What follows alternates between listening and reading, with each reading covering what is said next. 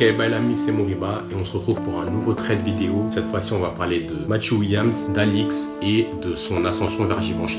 C'est parti. Alix a connu une ascension de malade pour un label créatif indépendant créé en 2015. Dès 2016, il fait partie des finalistes du LVMH Prize. Ça a rapidement été une marque assez chaude créativement parlant. Moi, c'est dans mes marques préférées dès son lancement. Les vêtements Alix et notamment les accessoires sont rapidement portés par des stars du rap comme Kanye, A$AP Rocky, Revis, Skepta, tous ces gens-là. Et comme je vous le dis tout le temps, les accessoires dans la mode, c'est le nerf de la guerre. Que ce soit les sacs, les baskets, ce qui fait le chiffre, c'est ce qui fait la moula, mon gars. Matthew a rapidement eu son hit bag, le sac tactique en harnais. Tous les enfants cool ont pété ça à l'international dans la foulée, tu vois. Du coup, on retrouve Alix dans toutes les boutiques cool à travers le monde. Dover Street Market à Londres, Opening Ceremony à New York, Colette à Paris. D'ailleurs, c'est ouf comment le temps il évolue et comment le game il change parce que Colette ça n'existe plus, en tout cas la boutique. Pareil pour Opening Ceremony. Alors son autre pièce signature, c'est la ceinture ou la boucle roller coaster. Elle est inspirée des ceintures de sécurité d'un parc d'attractions de Californie. Tous les bails comme ça, genre la ceinture industrielle d'Off-White, les paires de Yeezy,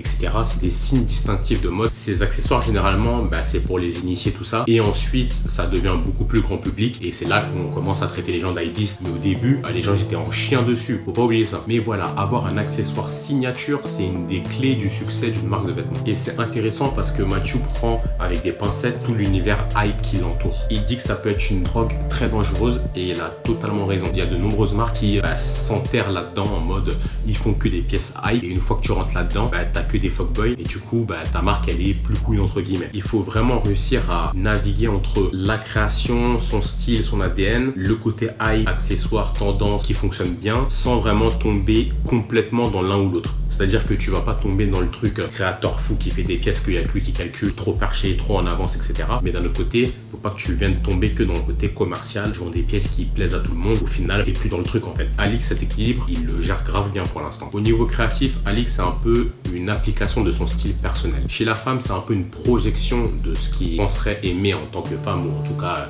en voyant une femme. Et surtout, il prend le temps de poser les questions à ses mannequins ou à des potes femmes. Qu'est-ce que vous kiffez dans le vêtement? Est-ce que vous aimeriez bien, etc.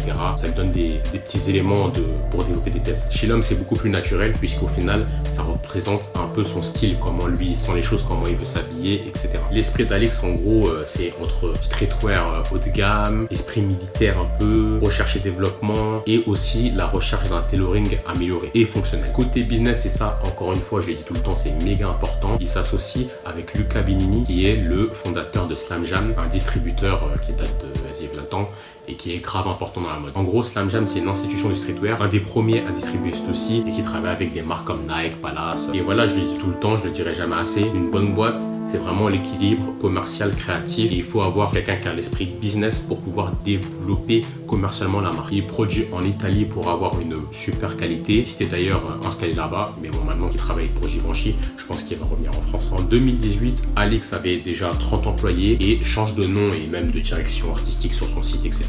Il passe maintenant d'Alix normal à 1017 Alix 9 SM. Bon, je le dis en français, il est flemme de le dire en anglais. Alors 1017, c'est la date et le mois de naissance de Matthew Williams. 9 SM, c'est les quartiers où tout a commencé pour Alix à New York. Dans cet élan, évidemment, Kim Jones sollicite Matthew Williams chez Dior aux accessoires. De toute façon, Kim Jones connecté comme un câble Ethernet, il est trop chaud. En gros, Matthew, dans l'esprit de la boucle roller coaster que je vous ai parlé juste avant, il va réinterpréter le CD de Christian Dior et du coup, c'est trop malin pour Kim Jones parce qu'il utilise cette espèce de signe assez high pour le mettre dans Christian Dior. C'est trop smart. Sur des sacs, des ceintures, des casquettes, un peu partout. Du coup, à partir de ce moment-là, vers 2017-2018, Matthew il est en feu. Tout le monde le sollicite. Nike, Moncler, Dior. Chez Nike, il y a plusieurs acteurs de la mode sur différents segments. Jun Takahashi sur le running, Virgil Abloh sur le lifestyle, Stefan Ashpool sur le basket, Matthew Williams, ils l'ont appelé pour tout ce qui est plutôt performance training. Et en gros, il va utiliser les données des athlètes pour donner des vêtements encore plus fonctionnels. Du coup, dans la même période, il travaille aussi avec Moncler sur le projet Moncler Genius avec toutes les collaborations avec plein d'acteurs de l'industrie. Je vais pas aller dans le détail de ça, mais sa dernière collection,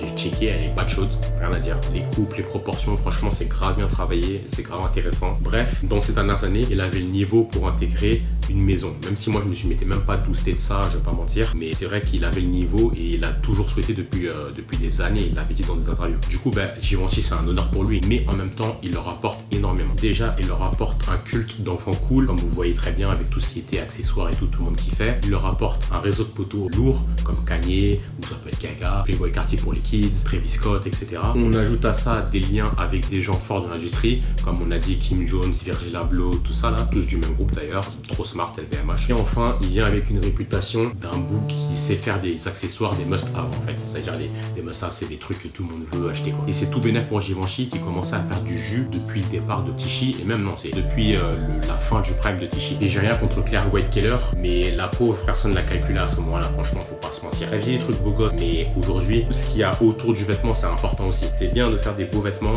mais ce qu'il y a autour, c'est très important. En tout cas, je suis pressé de voir ce qu'il va donner. Voilà, ce trade sur Matthew Williams est terminé. J'espère que vous avez kiffé. N'hésitez pas à liker, partager, commenter, donnez-moi votre avis sur Matthew, sa nouvelle nomination chez Givenchy, est-ce qu'il va changer les bails, etc. Et on se retrouve pour une prochaine vidéo bientôt. À tout.